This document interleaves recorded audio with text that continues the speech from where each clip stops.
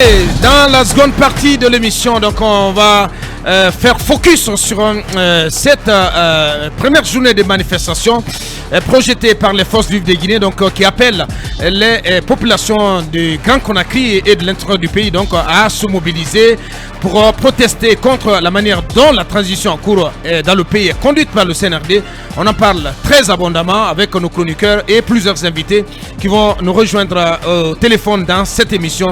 D'ici là, Talibé Barry, notre cabinet, on s'intéresse à l'RPT, dont le directeur général jusqu'à hier soir, Sekoumar, a été déplacé. La question sur la table, peut-on dire que l'affaire de l'Internet fixe est passée par là? Oui, absolument, absolument. Jusque-là, il n'y avait pas de problème.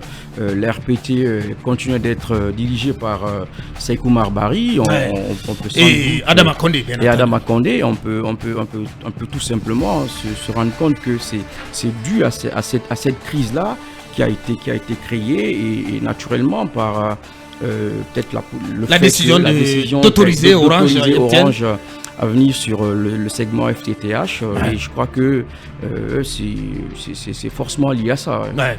Donc en le débarquant, en le déplaçant pour l'envoyer à l'Ansuitaine, et dont celui qui était le directeur général jusqu'à hier, Doumbouya, vient donc à la place de Sekoumar à l'RPT, en le faisant, le président désapprouve la démarche de Sekoumar et peut-être prend fait et cause pour Ousmane Gawal. C'est un arbitrage là.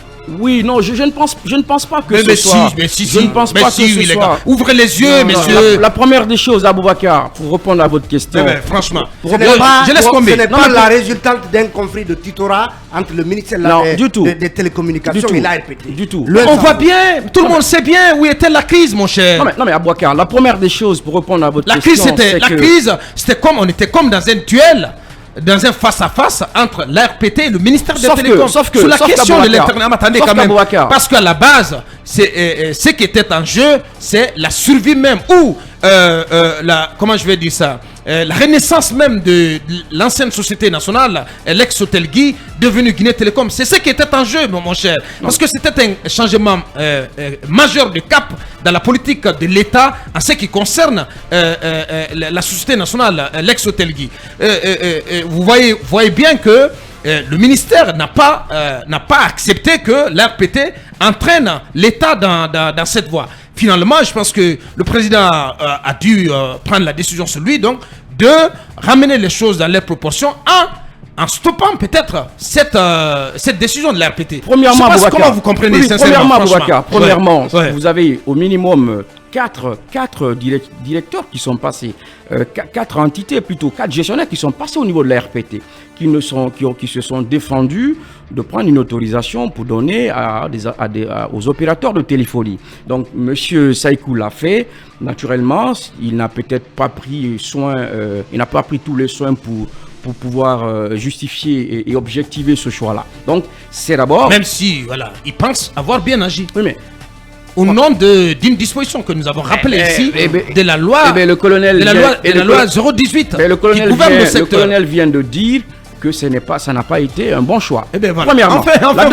La deuxième chose, c'est que pour le moment, jusqu'avant l'intervention... Vous avez compris finalement ce que je voulais dire? Non, mais j'en viens. Non, je n'ai pas compris. Je ne suis pas du même avis que vous. Bien. Jusqu'avant l'intervention de ce décret-là, on n'a pas entendu une décision du ministre Gawal reportant cette décision-là. Oh, mais le ministre Gawal, il agit en sous-marin. Oui, mais justement... Et finalement, il s'est fait la peau de Sekoumar. C'est ce qui est arrivé. C'est la 4e ou 5e victime de Ousmane Gawal. D'accord, non, bien sûr. Mais j'ai envie de dire à il réussit toujours à se faire la peau de ses adversaires. C'est ça la vérité. Je vous dis que M. Ousmane Gawal, pour le moment... nous on est sur l'officiel, il n'a rien fait pour... Ici, on lit au-delà des... Et nous apprenons d'ailleurs, je suis sûr que le directeur général, en agissant ainsi, en prenant cette autorisation-là, il avait sans nul doute la baraka du ministre Gawal. Donc, ce qui s'est passé... Non mais comment vous voyez l'ARPT, le directeur général de l'ARPT prendre sur lui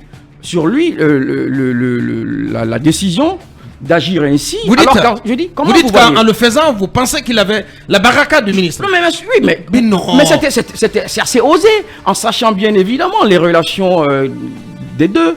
je pense qu'il ne pouvait pas, il est très intelligent, c'est un ancien de la Seine-Marie, on sait que ce sont des étudiants de très bon niveau qui y sont passés.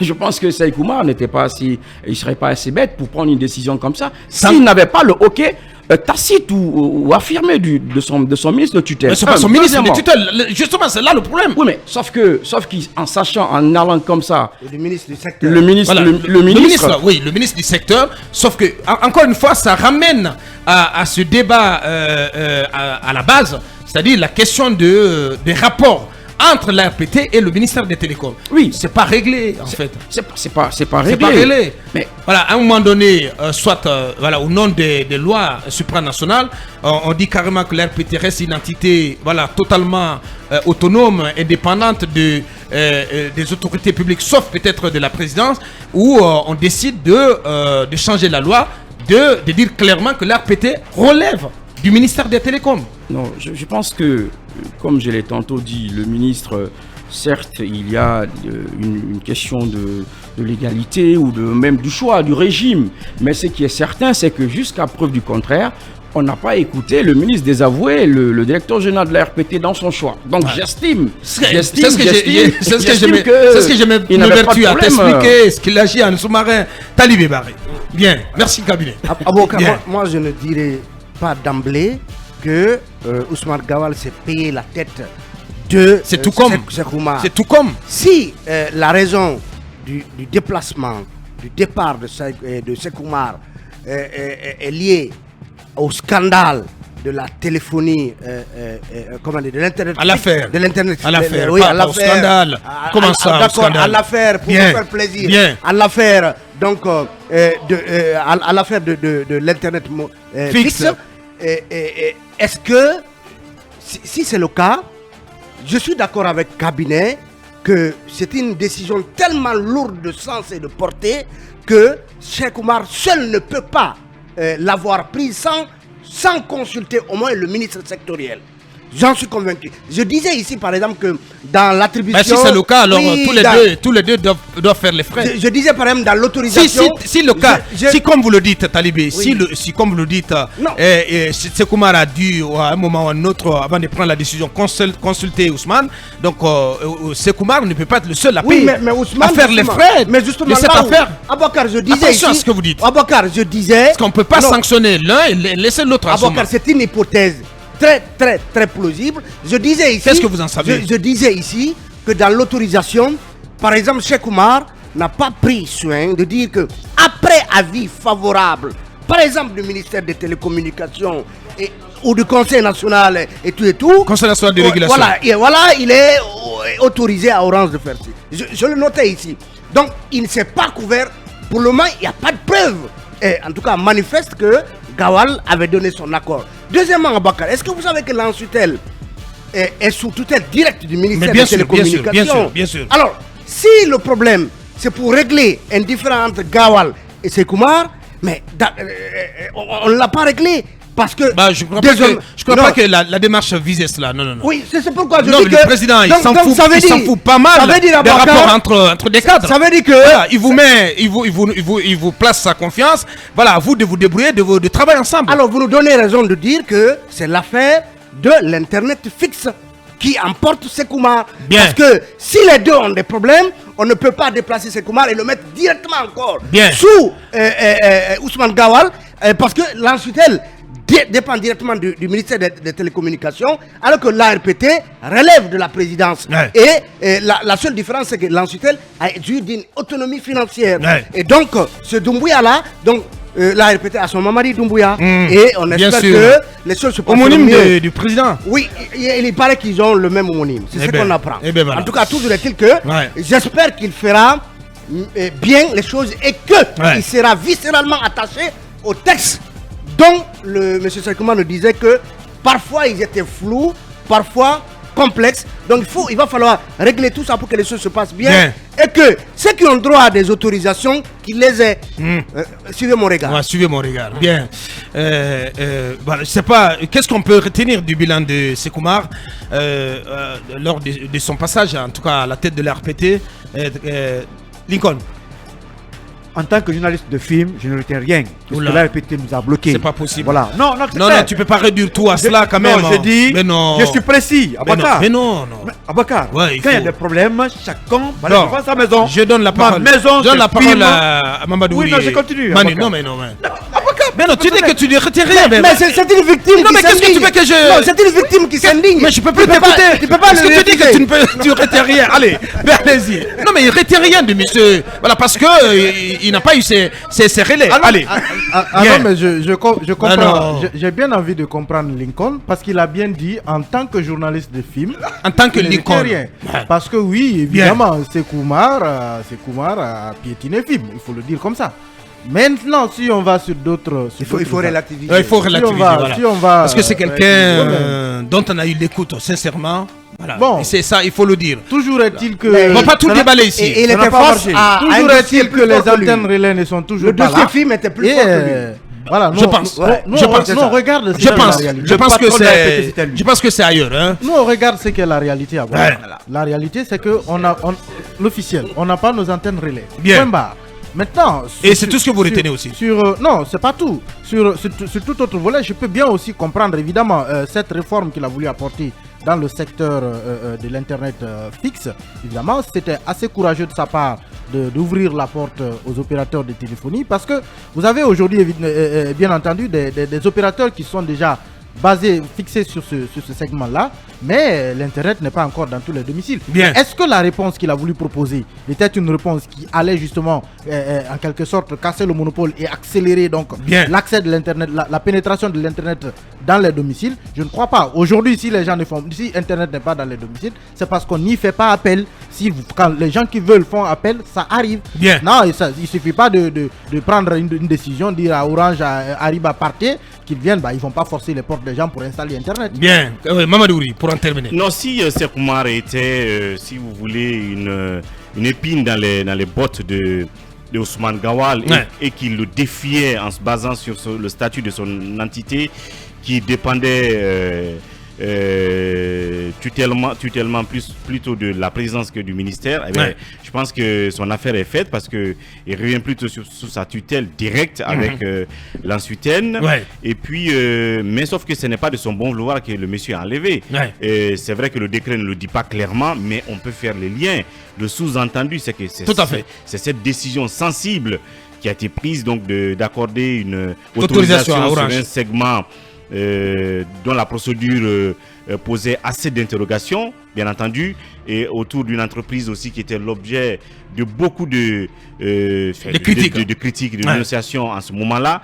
C'est vrai que le décret ne le dit pas clairement, mais c'est la conclusion à laquelle on peut arriver tout simplement.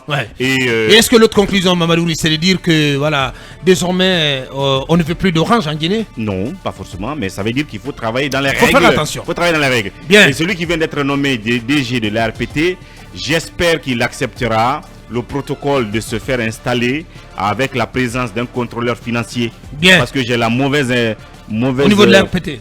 Voilà, le mauvais souvenir de lui que à l'Ansuten déjà il a refusé que son installation soit supervisée par un contrôleur financier. Et ça, c'est la discipline. Donc, bien. Je crois que de toute façon, voilà, il aura pas respecté la discipline. De toutes les façons, cette fois-ci, on l'aura à l'œil. Bien. De toute façon, il aura affaire à Ousmane Gawal.